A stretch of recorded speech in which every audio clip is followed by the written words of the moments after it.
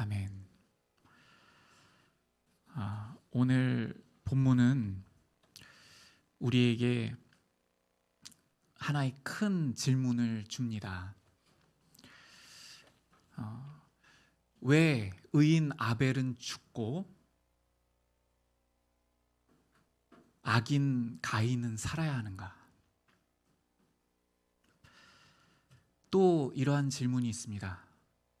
왜 이러한 참담한 비극, 형이 아우를 죽이는 이 참담한 비극이 이때로부터 지금까지 왜 계속되고 있는가? 왜 이러한 악이 존재하는가? 하나님께서 살아계시다면 왜 이런 비참한 일이 일어나는가? 하나님께서 선하시다면 형이 아우를 죽이는 이러한 참혹한 일들이 왜 이 땅 가운데 벌어지고 있는가? 우리는 이러한 질문을 이 본문을 통하여 질문하게 됩니다. 성경은 우리에게 이렇게 말씀하십니다. 하나님 아버지께서는 오래 참으사 아무도 멸망하지 아니하고 다 회개하기에 이르기를 원하신다고 말이죠.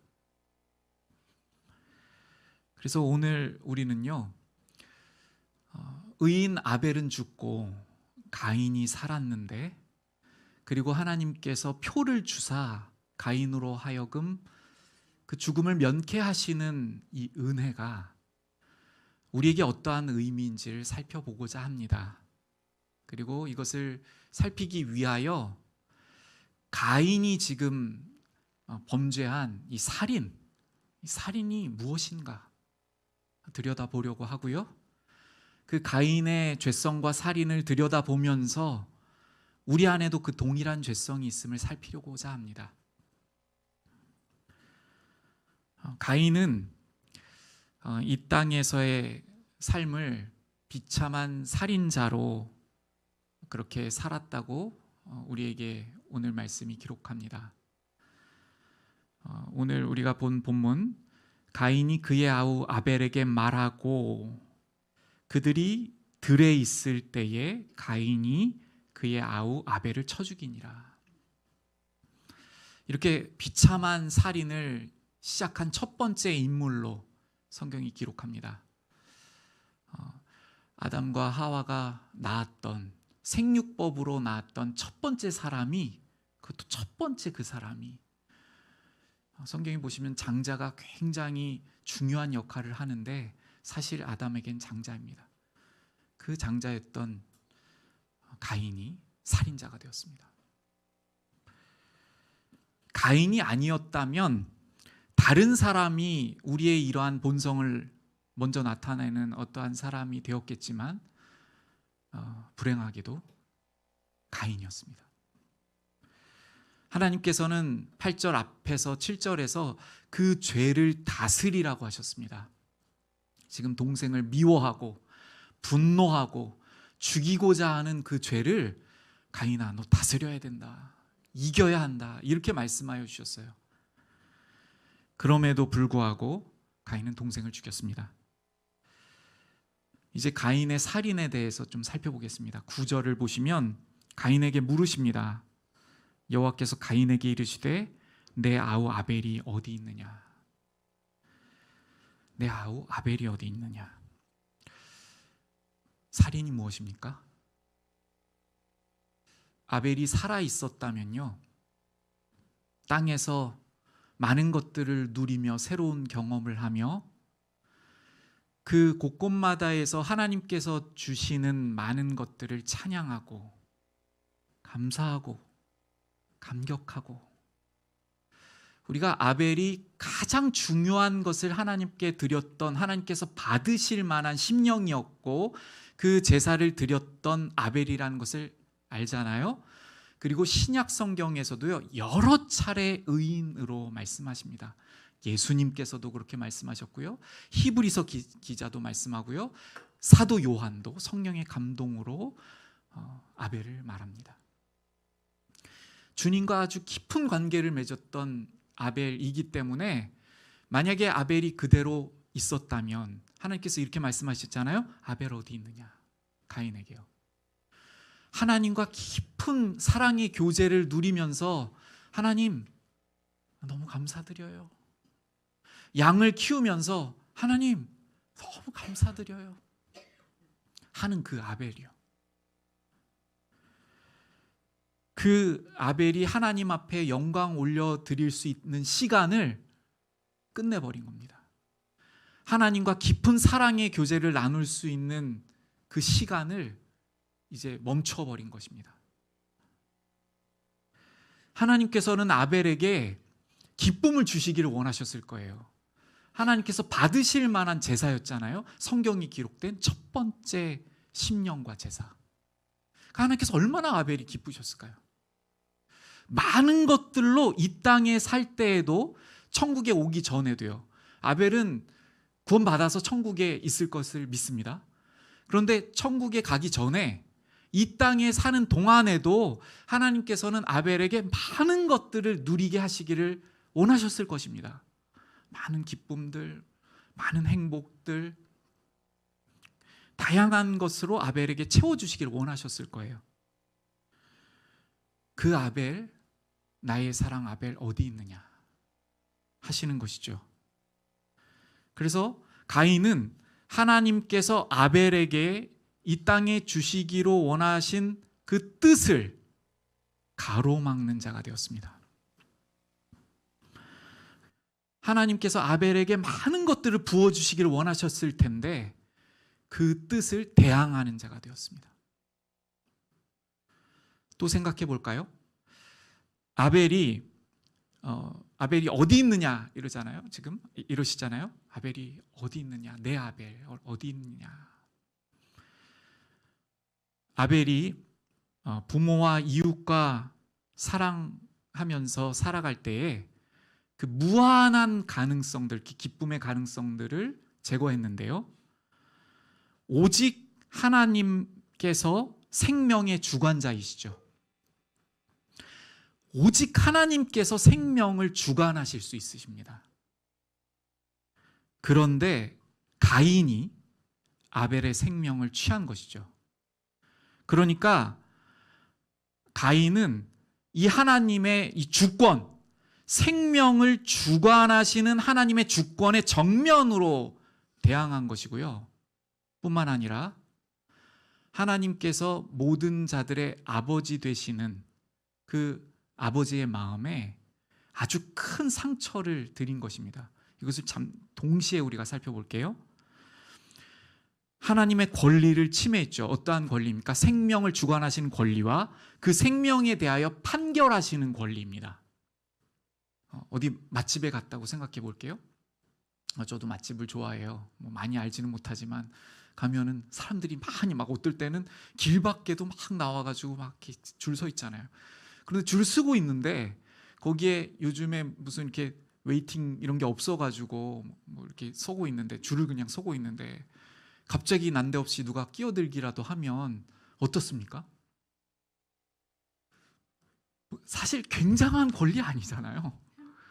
먼저 와서 그 잠깐 먼저 갈 수 있는 것이지만 그때 누군가 앞으로 들어온다? 그럼 어떻습니까?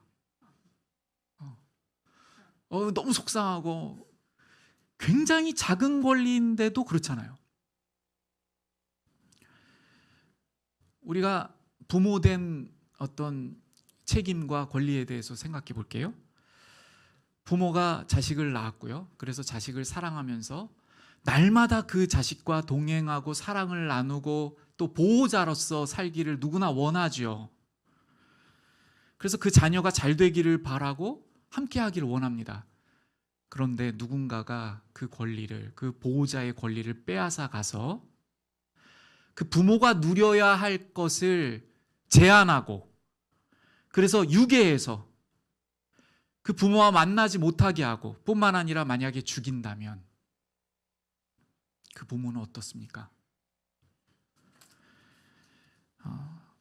저의 본성은요, 우리의 본성은요, 제가 이 질문을 해봤어요, 저한테. 정말 지구 끝까지라도, 아니 우주 끝까지라도 가서 복수하고 싶은 마음이 우리의 마음 아닙니까? 우리 본성 아닙니까? 근데 지금 이 본문에서요, 하나님께서 그러하시다는 거예요.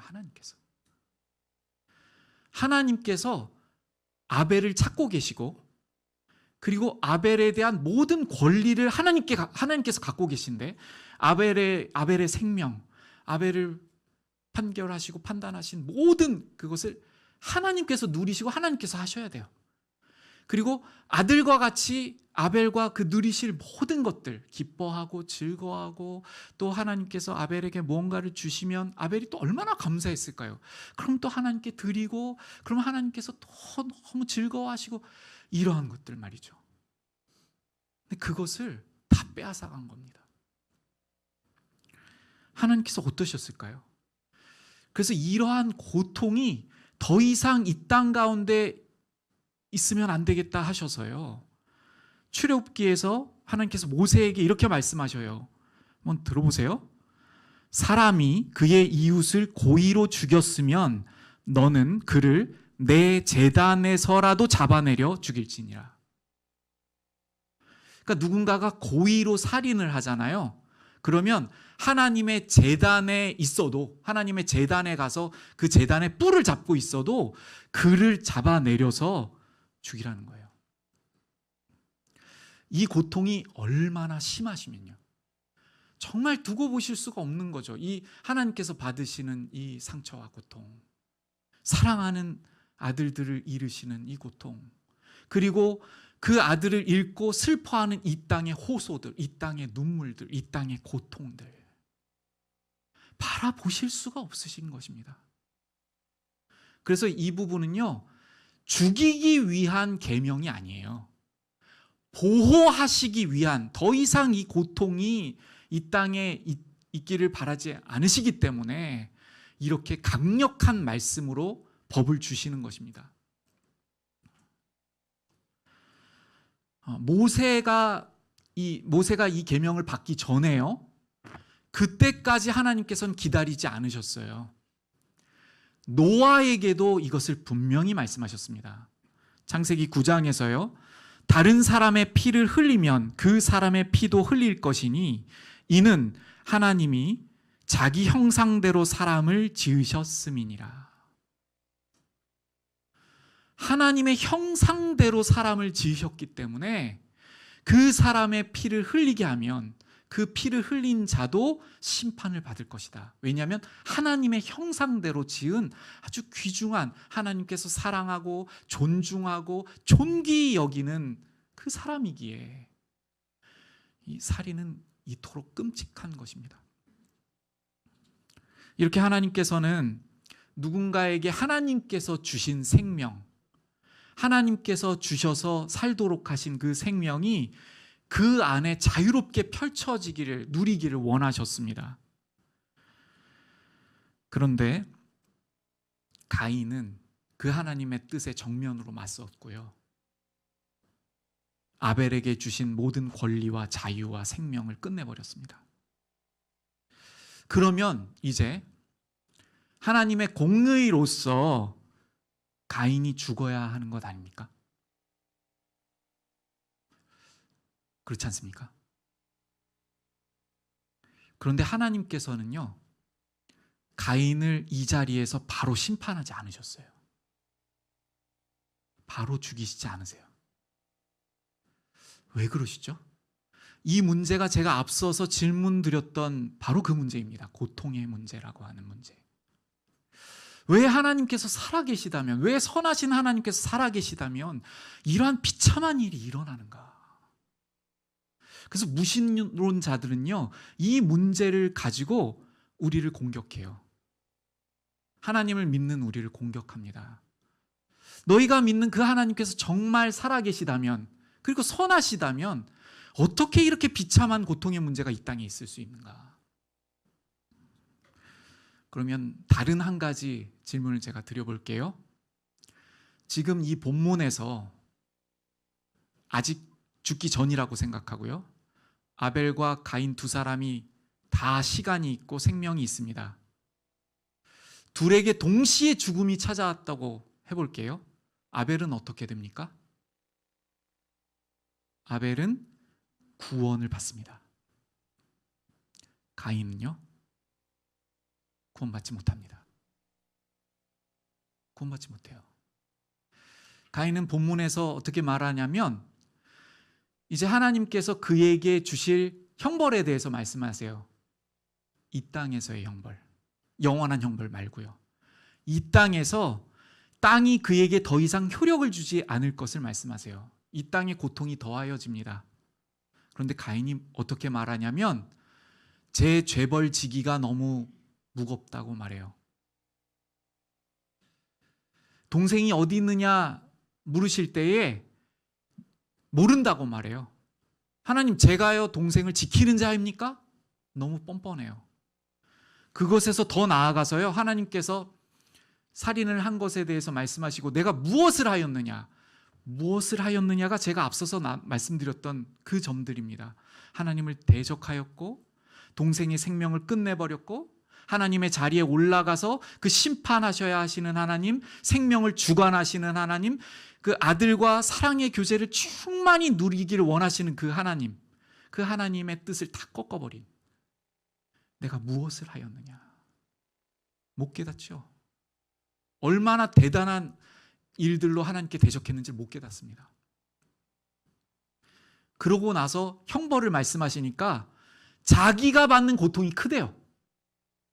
아니, 하나님께서 받으신 고통은요? 하나님께서 받으신 그 상처는요? 아벨이 받은 고통은요? 사랑받아 마땅한 형으로부터, 존중받아 마땅한 형으로부터 미움을 당하고, 여러분, 살인하는 그 순간만 어떤 미움과 진노를 받았겠습니까? 아벨이 어땠겠어요? 형으로부터 그 살인이 일어나기 전에 경험한 그 형의 어떤 살기, 자기를 미워하는 표정과 그 눈빛, 어떻겠습니까? 그 아벨의 고통은요? 아담의 고통과 하와의 고통은요? 그것 하나 아랑곳하지 않고 자기에게 주어진 고통을 말하고 있어요. 얼마나 자기중심적입니까? 우리가 그렇지 않습니까?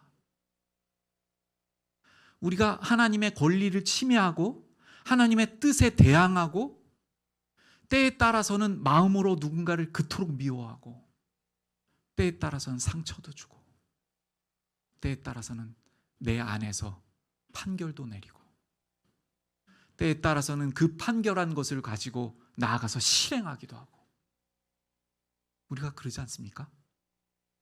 그런데 그렇게 해놓고 다른 사람이 받은 상처, 하나님께서 받으신 상처, 하나님께서 아들을 잃고 의인을 잃으신 슬픔들에 대하여서는 말씀드리지 않고 오직 내가 받고 있는 슬픔과 상처만 말하고 있는 가인과 같은 본성이 우리에게 있지 않습니까?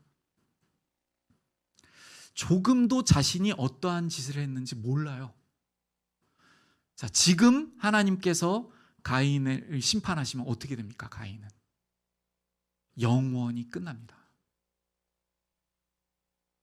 그래서 하나님께서는요, 가인이 돌아오기를 원하셔서 그에게 시간을 주시는 것입니다. 다시 한번 생각해 볼까요? 이 땅에서의 시간이 아벨에게 더 필요합니까? 가인에게 더 필요합니까? 가인에게 더 필요합니다. 물론 아벨에게 더 주어졌다면 정말 영광스러운, 우리가 본받을 만한 그러한 모습들을 많이 남겼을 것입니다. 너무 아쉽기도 하죠. 하나님께서 더 아쉬울 거예요. 우리에게 본이 될 만한 많은 기록들을 아벨이 얼마나 써내려갔을까요? 하나님께서 그것도 감수하시는 것이죠. 그런데 가인이 이 땅에 살아요. 여러분, 가인이 이 상태로 어디가 살아요? 정말 뉘우치지 않고 자기가 어떤 짓을 벌였는지를 모른 채 살아간다고 칠게요. 그러면 그 관계 속에서 어떻게 할까요? 가인이. 여러분, 우리가 이렇게 말하지 않습니까? 참 사람 쉽게 변하지 않아. 호응해 주셔서 감사해요. 참 사람 쉽게 변하지 않아.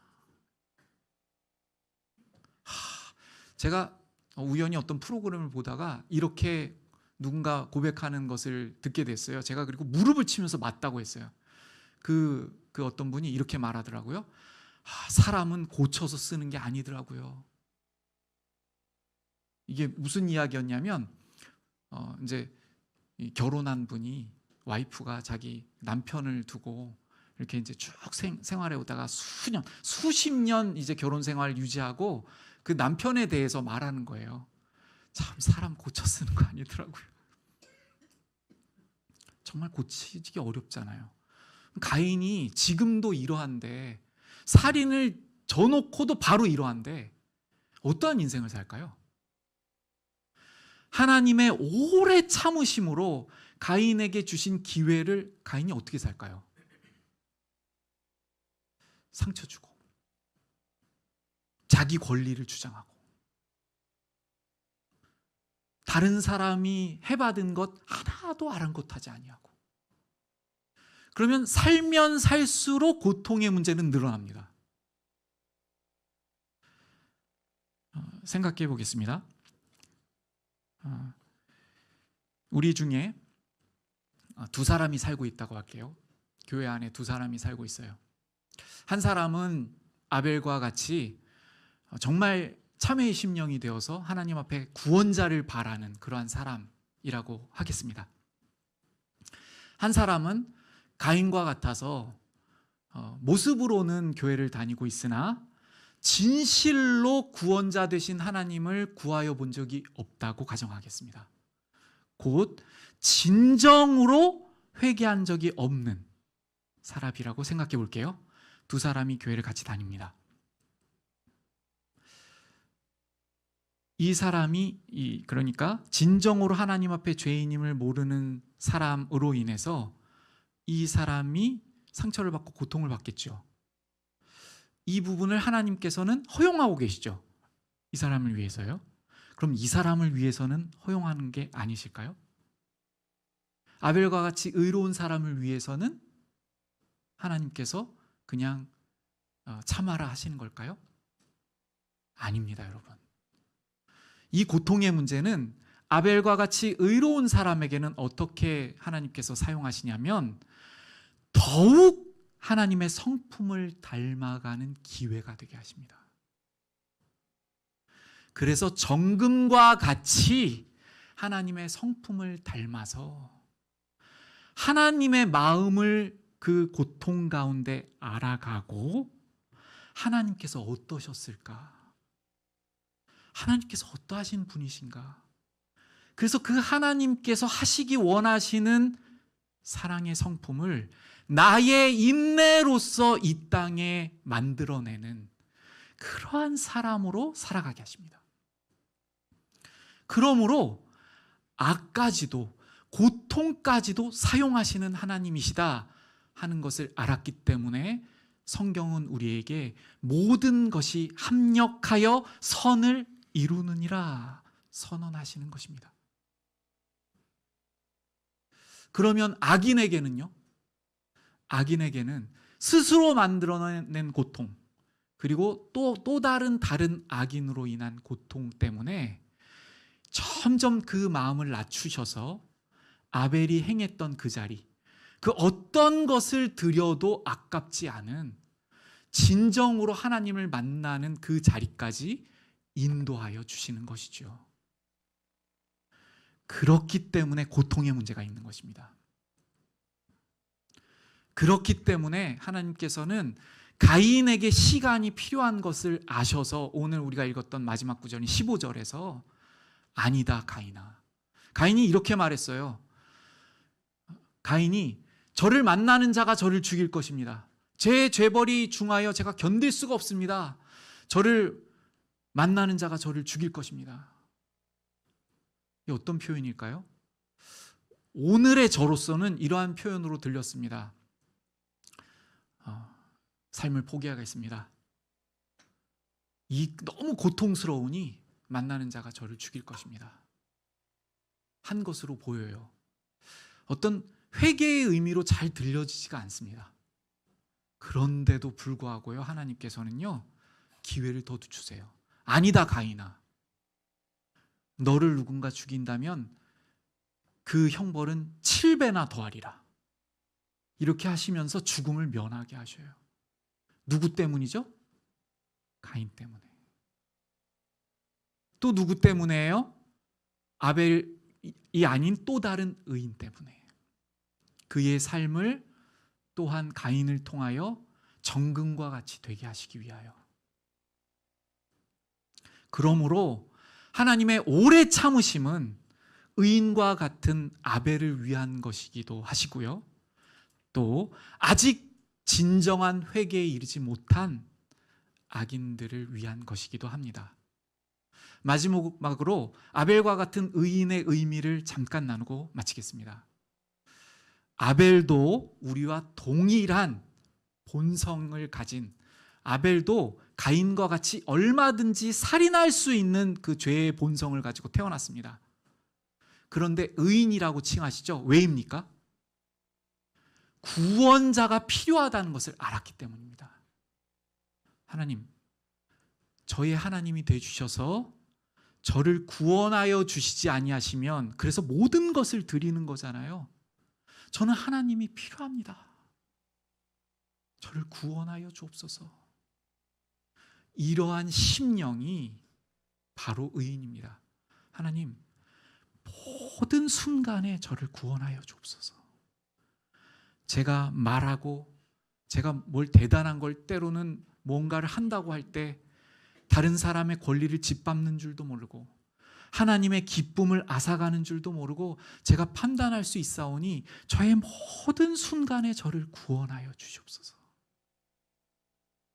저의 이웃들과의 관계, 하나님 앞에서의 관계, 모든 순간에 저의 본성으로부터 저를 구원하여 주시옵소서. 저를 다스려 주시지 아니하시면 저는 하나님의 뜻을 무참히 묵살할 수 있는, 누군가를 죽일 수 있는 사람입니다. 이러한 고백으로 나아가는 사람이 의인인 줄로 믿습니다. 이제 오늘 우리 본문 말씀 기억하시면서요, 같이 고백의 찬양으로 나아가기를 원합니다. 오늘 우리에게 오래 참으심으로, 오래 참아주심으로 오늘 우리에게 이 하루가 주어지고 있습니다.